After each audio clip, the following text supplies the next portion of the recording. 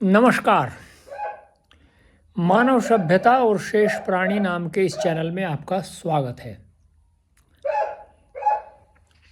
जैसा कि आप जानते हैं,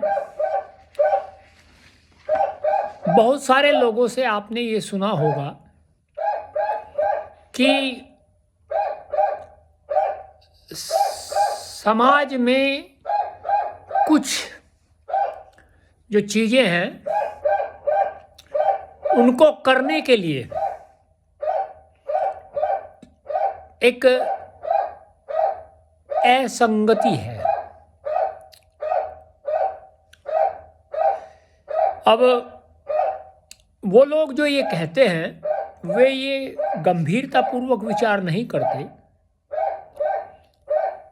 कि यदि कोई साधारण मनुष्य हो और उसको ये कहे कि आप जहाज उड़ाओ, जिसको वायुयान कहते हैं, आप वो उड़ाओ, तो वह नहीं उड़ा सकता। वायुयान वह नहीं उड़ा सकता। यदि कोई साधारण मनुष्य है और यदि उससे ये कहा जाए कि आप जो है देश के अंदर किसी ऐसे पद पर पहुंच जाओ जहां आपको कानून और व्यवस्था सुदृढ़ करनी हो, सुव्यवस्थित करनी हो, तो वह नहीं कर सकता। अब ये लोग कहेंगे कि उसको इस प्रकार से ट्रेंड किया जाए। हाँ,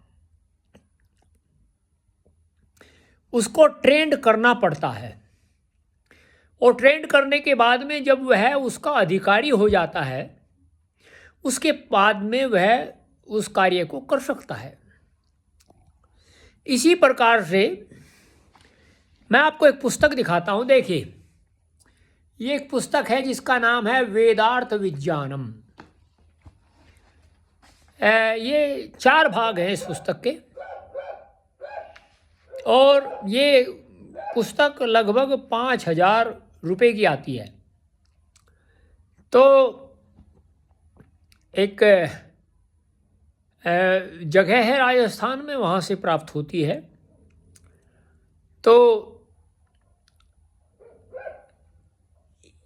इसके अंदर वेद हैं, वेद के मंत्र हैं और उन वेद मंत्रों से की जो वैज्ञानिक व्याख्या है, अर्थात साइंटिफिक एक्सपोजिशन जिसको बोलते हैं, वह है।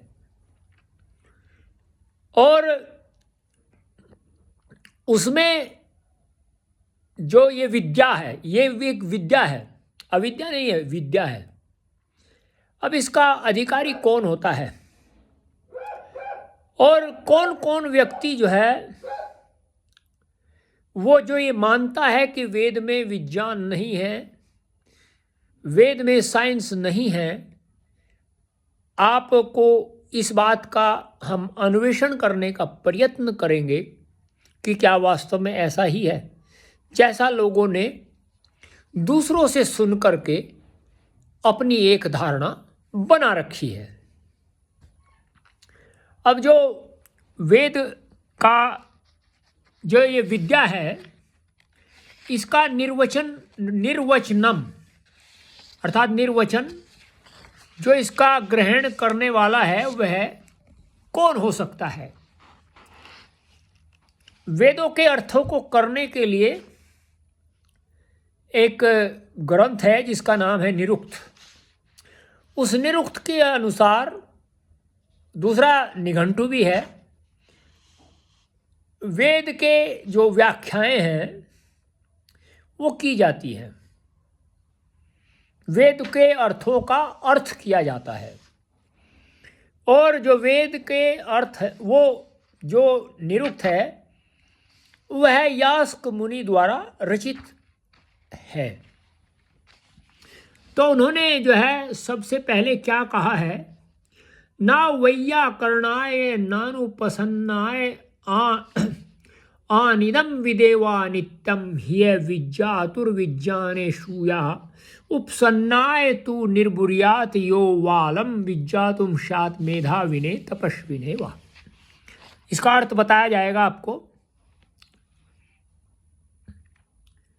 अनेक विद्वान निरुक्त शास्त्र पढ़ने के लिए महाभाष्य तक व्याकरण शास्त्र पढ़ने की अनिवार्यता को दृढ़ता से सिद्ध करते हैं, अर्थात दृढ़ता से वे पढ़ते हैं उसको कि किसी प्रकार से हम वेदों तक पहुंच जाए। तो वो उसके क्रम से जब वेदों के पढ़ने का अधिकारी हो जाता है मनुष्य, तो वो फिर वेदों में प्रवेश करता है।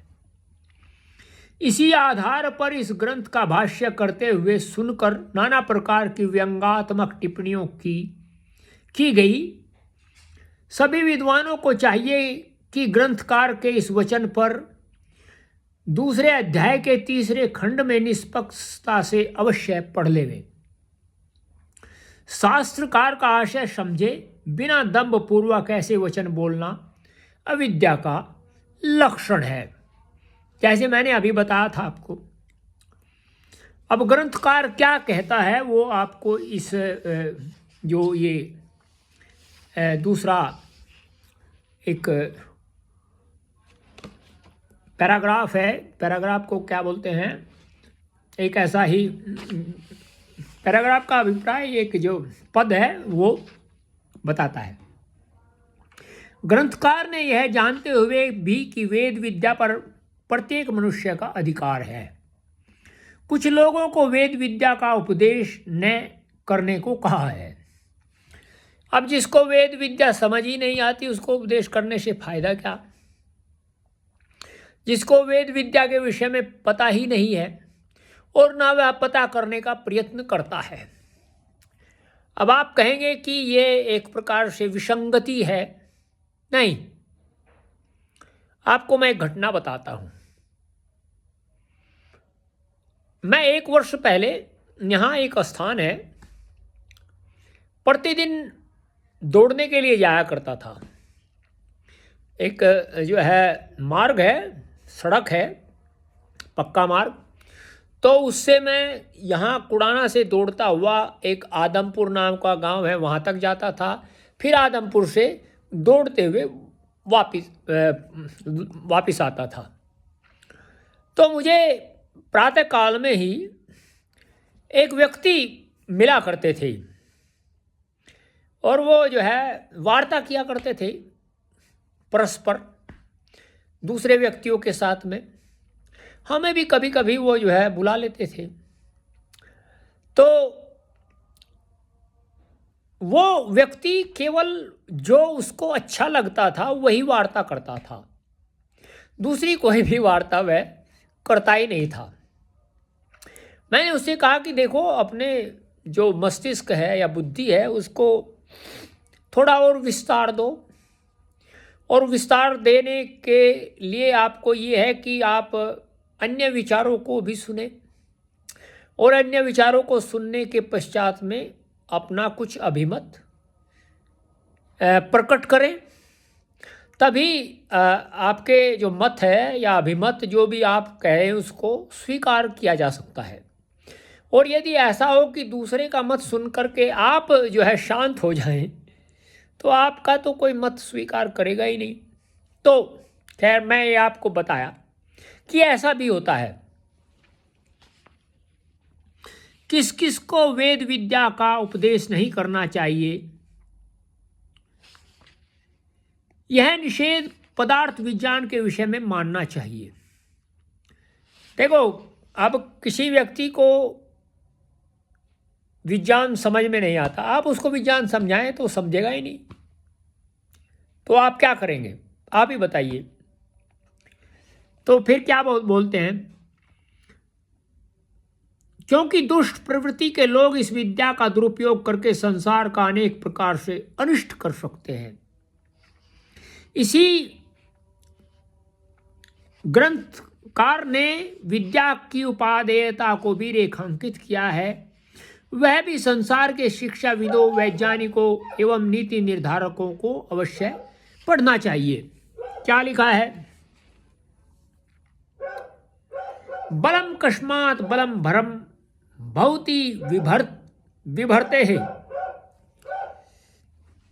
इस निर्वचन का विज्ञान पाठक उसी खंड में पढ़ सकते हैं इस निर्वचन में बल का जो स्वरूप बतलाया है वैसा अभी तक कोई वैज्ञानिक नहीं समझ पाया।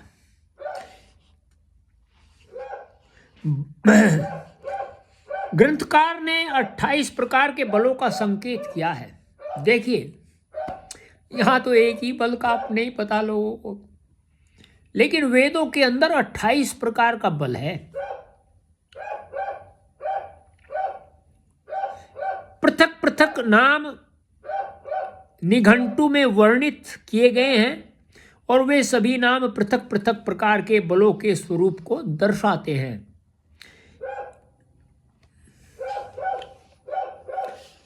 अब एक आपको बताया जाता है कूप है। यदि किसी व्यक्ति से पूछे कि कूप है क्या होता है, अब आपको बताते हैं कि क्या वास्तव में ऐसा है। उससे पहले मैं आपको एक घटना बताता हूं। मैं एक व्यक्ति से पहले कुछ वार्ता कर लिया करता था, अब तो नहीं करता हूं। वह व्यक्ति सदैव एक ही बात कहता था कि जो विद्या है वो मैं ही जानता हूं, और ये विद्या यदि आप, क्योंकि मैं उसको कहता था कि देखो मैं वेद मानता हूं, वो ये कहता था कि ये विद्या वेदों में नहीं है। मुझे अचंभा होता था उस समय, आश्चर्य होता था कि ये इस व्यक्ति को जानकारी नहीं है। तो अब आपको मैं जो बता रहा हूं वो सुनिए। ग्रंथकार क्या कहते हैं, कूप है कस्मात कूपानम अभवति कुप्यतेर्वाह। ये निरुक्त के अंदर आता है। कूप कुएं को कहते हैं और कूप इस कारण को कहते हैं क्योंकि उससे पानी निकालकर पीना कठिन होता है, और जब प्यासे व्यक्ति के पास कुएं से पानी निकालने का साधन न हो तब उसे क्रोध आता है। इस कारण कुएं को कूप कहते हैं। तो अब देखिए कितना सुंदर इन्होंने बात बताई है। कूप है का मतलब क्रोध भी होता है। तो वेद विद्या के प्रति नितांत अज्ञानता ही दृष्टिगोचर होती है। इसी निर्वचन से कैसे एक महान विज्ञान का रहस्योद्घाटन किया है।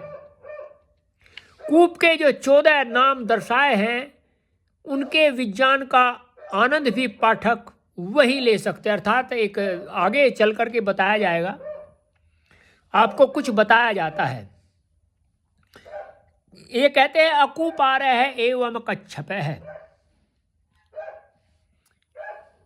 फिर इसमें क्या कहा है, आदित्यो अप्य कुपार है उच्यते अकुपारो भवती दूर पार है समुद्रो अप्यकुपार है उच्यते अकुपारो भवती महापार है कच्छपो अप्यकुपार है उच्यते।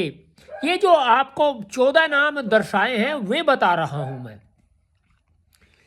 कच्छपे कच्छम पाति कच्छेन पातिति वा कच्छेन पिबतिति वा कच्छे खच्छे खच्छद अयम पितरो नदी कच्छे एतस्माद् एव कमुद कमः तेन छाद्यते। आदित्य भी अकुपार कहा जाता है। अकुपार किसको कहते हैं? अकुपार कहते हैं नहीं छोटे पार वाला, अर्थात जिसका पार जो है वो छोटा नहीं है, बहुत विशाल है, दूर पार वाला होता है। तो समुद्र को भी अकुपार कहा जाता है। तो आपको मैं ये इसी प्रकार से जो वेद के अंदर विज्ञान है वो विज्ञान कितना गूढ़ है ये आपको मैं बताने का प्रयत्न करूंगा। और अन्य बहुत सारे जो हैं, क्योंकि मैं ये जो मैंने इसका नाम दिया है अपने चैनल का मानव सभ्यता, तो आप इन सब को देख करके एक अनुमान लगा सकते हैं कि मानव की सभ्यता क्या है, मानव की संस्कृति क्या है। और जो शेष प्राणी हैं, देखो मैं अगर कोई कुत्ता, जैसे अब ये कुत्ता भौंक रहा है यहाँ, तो ये कुत्ता यहाँ भी इसी प्रकार से भौंकता है, अमेरिका में भी इसी प्रकार से भौंकता है।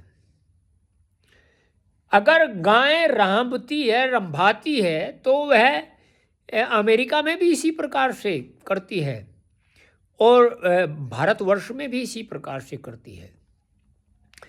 जो बकरी है उसका स्वभाव अमेरिका में भी उसी प्रकार का होता है, भारतवर्ष में भी उसी प्रकार का होगा। ये केवल मनुष्यों के अंदर ही भेद है। अब आप ये भेद क्यों है ये समझिएगा कि ये भेद जो है वो क्यों है। आपको इन बातों से अवश्य में पता लगेगा यदि आप इनको समझने का यत्न करेंगे तब, और नहीं करेंगे तो वह तो आपकी इच्छा के ऊपर निर्भर करता है। आप इस चैनल को सब्सक्राइब करिए, कमेंट करिए, लाइक करिए, शेयर करिए, और इंस्टाग्राम और फेसबुक पर भी फॉलो करिए @सत्येंद्र मलिक के नाम से। आपको वहाँ ये वीडियो प्राप्त हो जाएंगी। आपका बहुत बहुत धन्यवाद। फिर आपसे मिलता रहूँगा इसी श्रेणी के द्वारा। वेद क्या है, गीता क्या है, मनुस्मृति क्या है, ये सब आपको बताया जाएगा। नमस्ते।